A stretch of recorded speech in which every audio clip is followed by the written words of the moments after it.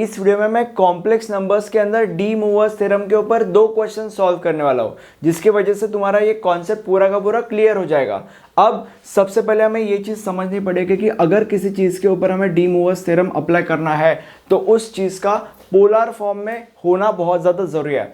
अब अगर उस चीज़ का पोलर फॉर्म में होना ज़रूरी है तो हमें आर का वैल्यू और थीटा का वैल्यू पता होना चाहिए। अब अगर हमें आर का वैल्यू और थीटा का वैल्यू निकालना है तो उसके लिए हमें आर्ग्यूमेंट और मॉड्यूलस निकालना ज़रूरी है। अब अगर हमें आर का वैल्यू और थीटा का वैल्यू निकालना है तो हम आर्ग्यूमेंट और मॉड्यूलस की मदद से निकालेंगे। आर्ग्यूमेंट के फॉर्मूले की मदद से हम थीटा का वैल्यू निकालेंगे, मॉड्यूलस की मदद से हम आर का वैल्यू निकालेंगे। अब यहाँ पे और एक ट्विस्ट है, अगर हमें आर्ग्यूमेंट और मॉड्यूलस का फॉर्मूला किसी चीज़ के ऊपर अप्लाई करना है तो उस चीज़ का कार्टेशियन फॉर्म में होना ज़रूरी है। कार्टेशियन फॉर्म का मतलब बेसिकली उस चीज़ को देख के हमें आसानी से पता चल जाना चाहिए कि कौन सा रियल पार्ट है, कौन सा इमेजिनरी पार्ट है। फॉर एग्जांपल अब यहाँ पे इसको देख के हमें आसानी से पता चल जाता है कि ये जो 1 है वो रियल पार्ट है और √3 जो है वो इमेजिनरी पार्ट है। क्यों ये इमेजिनरी पार्ट है? क्योंकि वो आई के साथ है। जो भी चीज़ आई के साथ होती है वो इमेजिनरी होती है। तो ये कार्टेशियन फॉर्म है। तो बेसिकली अभी ऊपर से देखा जाए तो हमें ये समझ में आता है कि 4 स्टेप प्रोसेस है। सबसे पहले हमें ये देखना पड़ता है कि क्या जो चीज़ हमें गिवन है वो कार्टेशियन फॉर्म में अवेलेबल है क्या। अगर वो अवेलेबल है तो आगे बढ़ेंगे, अगर वो नहीं अवेलेबल है तो उस चीज़ में हमें कन्वर्ट करना पड़ता है। कैसे कन्वर्ट करना पड़ता है वो भी बहुत ईजी है, मेरे आने वाले वीडियोज़ में या इसी वीडियो में तुम्हें पता चल जाएगा। अगर वो अभी अवेलेबल है या अगर हमने अवेलेबल कराया कार्टेशियन फॉर्म में तो उसके बाद हमें थीटा और आर का वैल्यू निकालना पड़ता है। अब थीटा और आर का वैल्यू निकाला तो हम इसके अंदर डाल सकते हैं, मतलब वो पोलर फॉर्म में है। तो अगला स्टेप है पोलर फॉर्म में उसको कन्वर्ट करना एंड उसके बाद हम finally D Moivre's theorem apply करते हैं। अब इस चीज़ को हम प्रैक्टिकली देखेंगे 2 एग्जांपल्स को सॉल्व करके। अभी ये हमारा पहला एग्जांपल है, if z is equal to this and z bar is its conjugate prove that this. अब हमें कैसे पता चलेगा कि डी मूवर्स थ्योरम ही अप्लाई करना है? सबसे पहली चीज, ये जो z है वो एक कॉम्प्लेक्स नंबर है। Complex number is a combination of real number and imaginary number. यहाँ पे ये रियल है, ये इमेजिनरी है, so it is a combination. तो हमें पता चल गया कि ये कॉम्प्लेक्स नंबर है और ये z⁻8 है, z⁻8 है। अब जनरली हमारे पास कौन से फॉर्मूलेस अवेलेबल होता है? a + b⁻², a + b⁻³ ⁻8 जो है वो हमारे औकात से बाहर है। तो यहाँ पे भी हमें पता चलता है कि डी मूवर्स थ्योरम अप्लाई करना है। और डी मूवर्स थ्योरम क्या कहता है? cos θ + I sin θ raised to n। अब ये भी एक तीसरी हिंट है कि हमें डी मूवर्स थ्योरम अप्लाई करना है। तो यहाँ पे हमें पता चल गया कि डी मूवर्स थ्योरम ही अप्लाई करना है।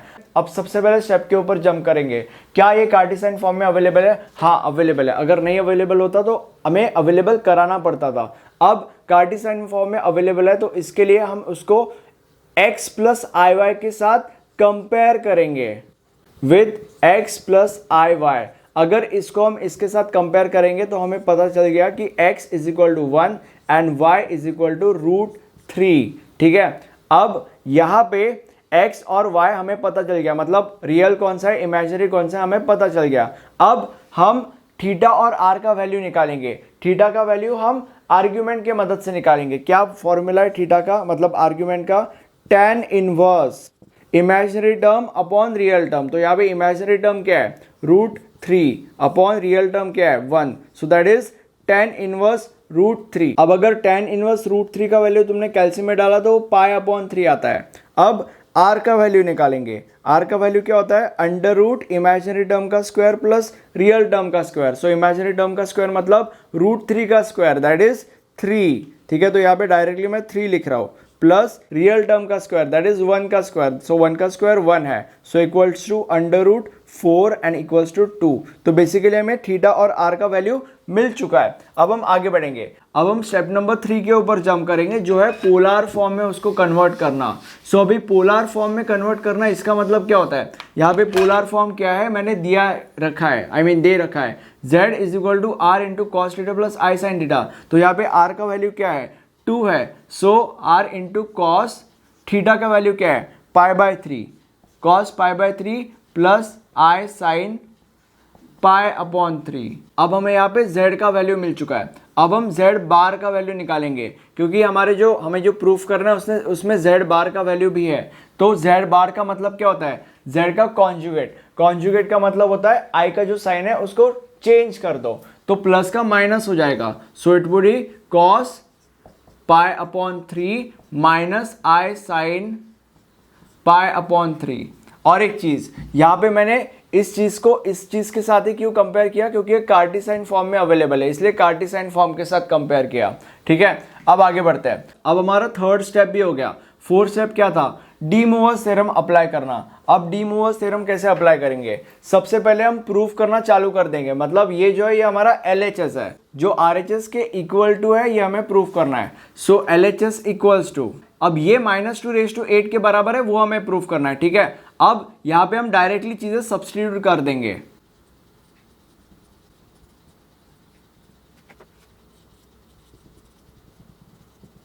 अब यहां पे ये जो 8 है वो अंदर आएगा, so that is 2⁸ and this raise to 8 as well. अब अगर दिस रेज टू 8 आया, मतलब मैं इधर ही लिख देता हूं, तो ऐसे हो जाएगा। अब according to de Moivre's theorem cos theta plus i sine theta raise to n, cos theta plus i sine theta raise to n is equal to cos n theta plus i sine n theta. मतलब ये जो 8 है वो अंदर जाएगा और पाई के बाजू में आ जाएगा, so that is cos 8 pi upon 3 plus i sine 8 pi upon 3। ठीक है, और यहां पे भी सेम चीज आएगी, प्लस 2⁸, और यहां पे भी सेम चीज आएगी, प्लस की जगह पे माइनस आ जाएगा। अब यहां पे 2⁸ कॉमन आ जाएगा। ठीक है, और ये कंबाइन हो जाएगा।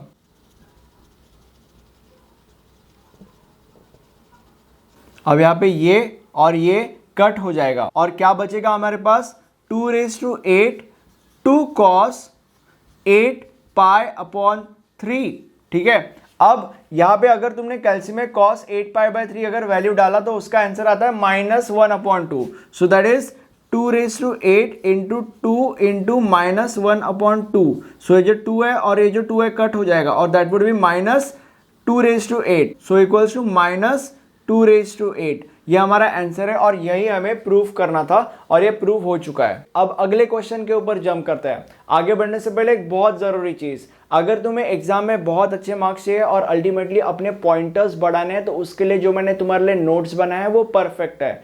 नोट्स में मैंने मल्टीपल एग्जाम्पल सॉल्व किए एकदम स्टेप बाय स्टेप, जिसकी वजह से क्या होगा, तुम्हारी प्रैक्टिस होगी, और अल्टीमेटली एग्जाम में जितने भी ज्यादा डिफिकल्ट सम है, सारे के सारे सम्स तुम आसानी से क्रैक कर पाओगे, एंड तुम अच्छे मार्क्स स्कोर कर पाओगे, एंड अल्टीमेटली अपने पॉइंटर्स बढ़ा पाओगे। जितना भी तुम्हारा गोल है, 8 पॉइंटर्स, 9 पॉइंटर्स, 10 पॉइंटर्स, सारे के सारे गोल्स अचीव कर पाओगे। नोट्स मॉड्यूल वाइज और सब्जेक्ट वाइज है, जैसे तुम्हें चाहिए वैसे तुम परचेस कर सकते हो। डिस्क्रिप्शन में डिटेल्स और लिंक मिल जाएगा। अब इस सम में क्या खासियत है? खासियत यह है कि यहाँ पे 2 Z है। पहले वाले सम में एक ही Z था, मतलब एक ही टर्म था, बट इसमें 2 टर्म्स है। ठीक है, तो अभी अगर 2 टर्म्स है तो हम क्या करेंगे? 2 टर्म्स है तो 2 Z आएंगे, सिंपल एज दैट। तो सबसे पहला स्टेप क्या कहता था, ये चेक करो कि क्या ये कार्टेशियन फॉर्म में अवेलेबल है।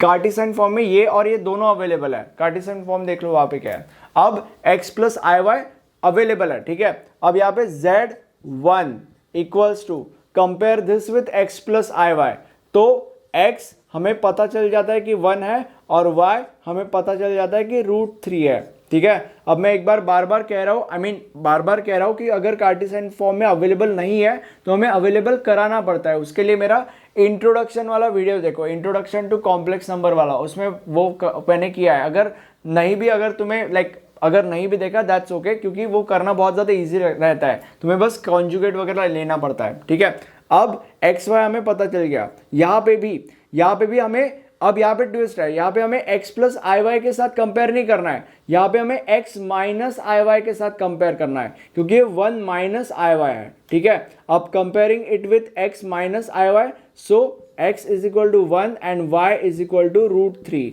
ये हमें ऐसे एग्जाम में नहीं लिखना है, हमें प्रॉपरली लिख रहा है, compare this with x plus IY, compare this with x minus IY। Space की कमी होने के कारण मैं यहाँ पे नहीं लिख रहा हूँ, बट नोट्स में मैंने एकदम डिटेल में लिखा है, तो उसका टेंशन नहीं लेना है। ठीक है, तो अब आगे बढ़ते हैं। कंपेयर किया, x और y का वैल्यू मिल गया। अब हम थीटा और r का वैल्यू निकालेंगे ताकि हम उसको पोलर फॉर्म में डाल सके। अब थीटा और r का वैल्यू कैसे निकालेंगे? थीटा का वैल्यू क्या है? tan inverse IT upon RT। So tan inverse IT मतलब इमेजिनरी टर्म, ये इमेजिनरी टर्म है क्योंकि वो I के साथ है। सो √3 upon real term that is 1, that is tan inverse √3। अब tan इनवर्स √3 का वैल्यू आता है π/3। अगर तुमने कैल्सी में डाला तो तुम्हें पता चल जाएगा। आई होप तुम्हें ये कैसे कैल्सी में डालते हैं पता होगा, बहुत ज़्यादा ईजी है। शिफ्ट दबा के tan इनवर्स का ऑप्शन होगा येलो कलर का उधर, तो वो दबाओ और यहाँ पे रूट और वहाँ पे √3 एंटर कर दो, आराम से आंसर आ जाएगा। ठीक है, अब r का वैल्यू कैसे निकालेंगे? आई मीन अगर कैल्सी में कोई डिफिकल्ट चीज़ है तो मैं तुम लोग को बताऊंगा, उसका टेंशन मत लो, बट ये बहुत ज़्यादा ईजी है। अब r का वैल्यू कैसे निकालेंगे? r is equal to under root real square plus imaginary square, मतलब रियल टर्म का स्क्वायर प्लस इमेजिनरी टर्म का स्क्वायर। तो यहाँ पर रियल टर्म क्या है 1, तो 1 का स्क्वायर 1 आएगा, प्लस इमेजिनरी क्या है √3 का स्क्वायर आएगा 3, so that is 1 + 3, so under root 4 is equal to 2। ठीक है, अब सेम चीज यहाँ पे होगी, मतलब ये वैल्यू सेम हो गए यहाँ पे, क्यों? क्योंकि x का और y का वैल्यू सेम है, सो इसीलिए यहाँ पे थीटा भी सेम आएगा, दैट इज π/3, और r भी सेम आएगा, दैट इज 2। अब थीटा और r का वैल्यू हमने निकाल दिया। अब स्टेप 3 क्या था? स्टेप 3 था कि पोलर फॉर्म में कन्वर्ट करो। अब पोलर फॉर्म क्या है? z is equal to r into cos theta plus i sine theta. यहाँ पे भी z1 और z2 आएगा। ठीक है, तो z1 क्या आएगा? r plus cos theta plus i sine theta, इसका r और थीटा लगेगा, सो दैट इज r क्या है? r is 2 into cos theta क्या है? Theta π/3 plus i sine π/3। अब z2 क्या है? z2 में ट्विस्ट है, r into cos theta, theta का मतलब π/3। ठीक है, माइनस आएगा यहाँ पे। क्यों यहाँ पे मैंने माइनस लिखा?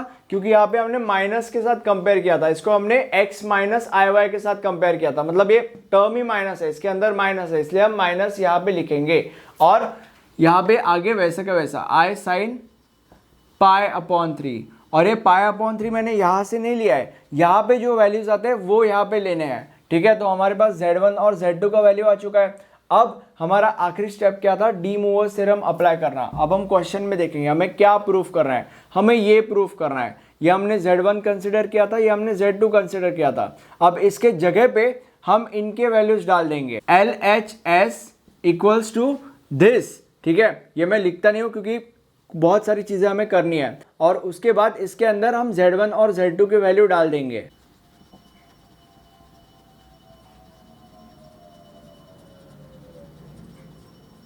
ये आ गया। अब ये जो 8 है वो अंदर जाएगा, सो दैट वुड बी 2�8 और cos π/3 प्लस आई साइन �8। ठीक है, अब यहां पे भी सेम चीज होगी, यहां पे भी 2�8।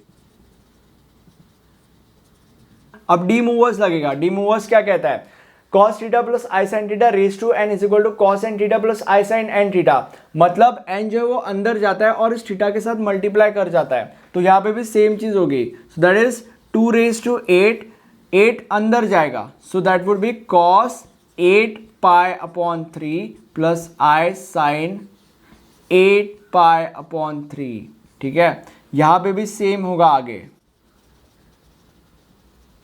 अब 2�8 कॉमन आ जाएगा, 2�8 कॉमन आएगा और ये यहां पे हो जाएगा,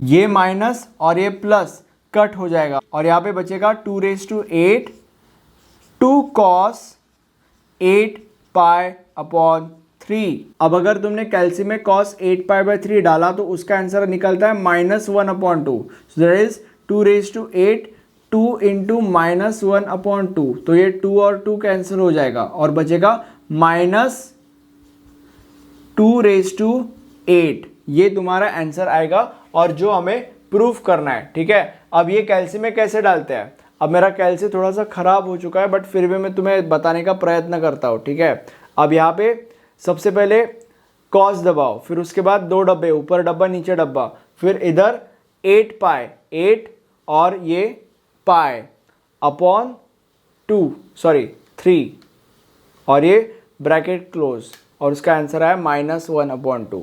ठीक है, अब मेरे आजू बाजू दो है, दो प्लेलिस्ट आएंगी। ये मॉड्यूल वाइज प्लेलिस्ट है, ये सब्जेक्ट वाइज प्लेलिस्ट है। तुम्हें जैसी पढ़ाई करनी है वैसे प्लेलिस्ट चूज करो और अपने पढ़ाई करने को चालू कर दो। और जो प्लेलिस्ट है उसके नोट्स भी बनाए हैं वो भी खरीदो, वो भी खरीदना बहुत ज़्यादा इंपॉर्टेंट है, ठीक है, नहीं तो तुम्हें मार्क्स ज़्यादा अच्छे नहीं मिलने वाले। Okay, thank you for watching this video, have a nice day, bye bye.